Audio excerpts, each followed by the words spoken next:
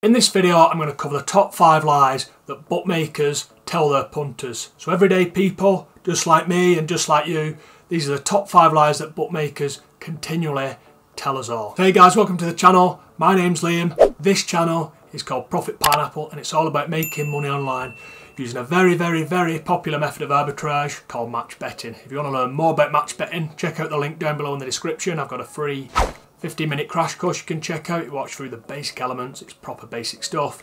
Or if you just want to jump in and check out OddsMonkey, I've also got a free trial link down below in the description as well. But this video is going to delve into the top 5 lies that bookmakers are continually dishing out to the public.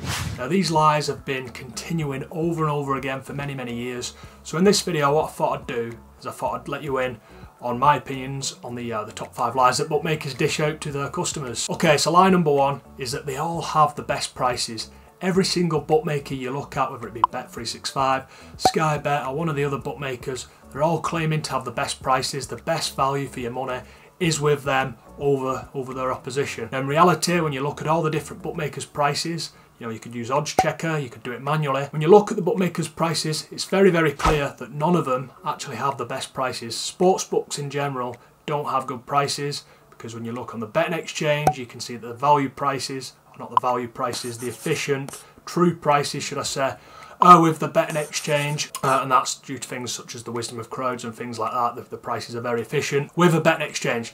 But all these bookmakers would have you believe that that isn't it's completely separate, and the best prices are with them, which of course is a lie because the best prices are with betting exchanges. Now moving on to lie number 2, and lie number 2 is the fact that bookmakers would have you believe that fractional odds are the best and you should only be using fractional odds. Now of course fractional odds are a little bit old-fashioned, and over the last 20 years or so, with the rise of betting exchanges, decimal odds have become more and more common, and more people use decimal odds, especially people who are profitable long term like traders, match bettors, people who are urban, value bettors and things like that. But of course bookmakers don't want to be shining any light on that. They want people using the old-fashioned fractions where it's harder to track the true price and the true probability of each team winning. Now of course, to win at betting over the long run, you need to look at the teams that are playing in the match, whether it be Man United or Liverpool or something like that.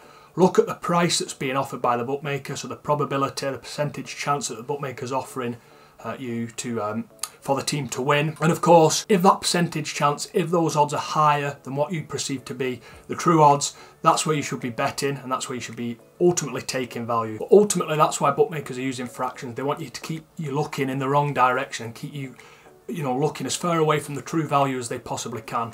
Looking at the teams as opposed to looking at the prices, which obviously it's easier to determine the value when you're using decimal odds. And of course, when you're using percentage, implied probability, which bookmakers conveniently do not offer to their customers, because if they did that, the whole thing would just come falling down and people would see truly what a rip-off bookmakers actually are. Moving on to lie number 3, ACCAs are great value and they're what you should be betting on. Now this is probably one of the biggest lies in betting, and it's still the same marketing all the time. How many times do you see an advert on the TV where it's a guy in a pub placing an ACCA and all his mates are around him and his ACCA wins and all that stuff?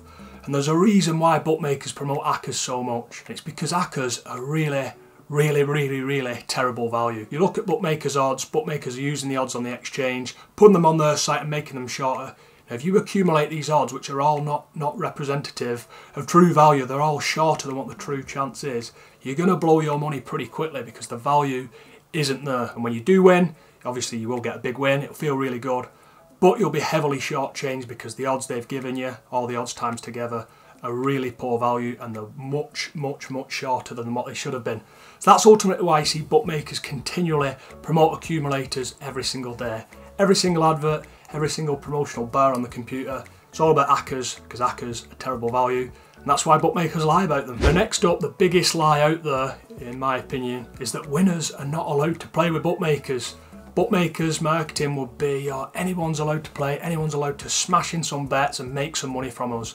But in reality, if you win with a bookmaker over the long run, they ban you, they restrict you. I've got so many emails from bookmakers, I'll pop a few of them up on screen now, which say to me rather, thanks for playing, you're now banned, you're state restricted, you're not allowed to place bets with us anymore. Literally so many bannings from all these different bookmakers. And the one thing, the one constant that occurs with all these bookmakers in my profit and loss is that I'm positive over the long run. So bookmakers don't like people who win more money than they lose. Yes, they allow people to have lucky wins here and there and land a few big wins now and again. But if you're taking value, like this channel's all about, which you can watch all about on this channel, if you're taking value over the long run, they will close you down and they will ban you from using them. That's why betting exchanges are so much better, and people should just be using betting exchanges because they're so much better value and that you're not in any risk of being closed down if you win more money than you lose.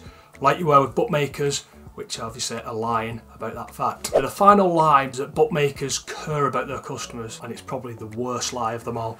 To be honest with you, it's probably even worse than the fact that they ban winning players and they lie about hackers being great value and their prices all being good, which is all complete lies, of course. But the fact that they pretend they care about their customers and they, you know, they offer all these things like self-exclusion, all this stuff, it's all just sort of hidden away in the corner. Maybe it pops up every now and again. But, you know, if someone's got a problem with gambling and they keep betting and that they're addicted to it, why can't bookmakers step in and say, you know, we've identified you as someone who's got a problem, you might need to take some time out and really, you know, focus on that. But of course they don't do that because those people who have these problems provide bookmakers with lots and lots of money. But when you flip it round, someone like me or someone who's taking value, whether it be from match betting or general arbitrage or value betting or whatever they're doing, you know, someone who's winning more money than they're losing and taking value, those people are banned, those people are identified really, really quickly, and the bookmaker says you're not allowed to bet with us anymore. But of course, when on the flip side, when someone's got a problem and they're losing a lot of money, bookmakers continually allow it to happen and incentivise those people more to bet with them.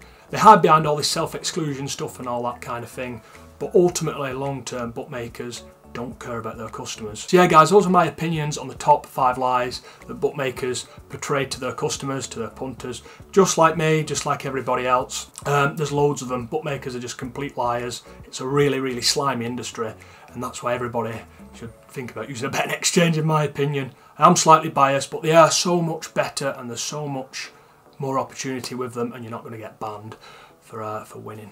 So let me know what your opinions are, guys. Do you agree with what I'm saying? Do you not agree?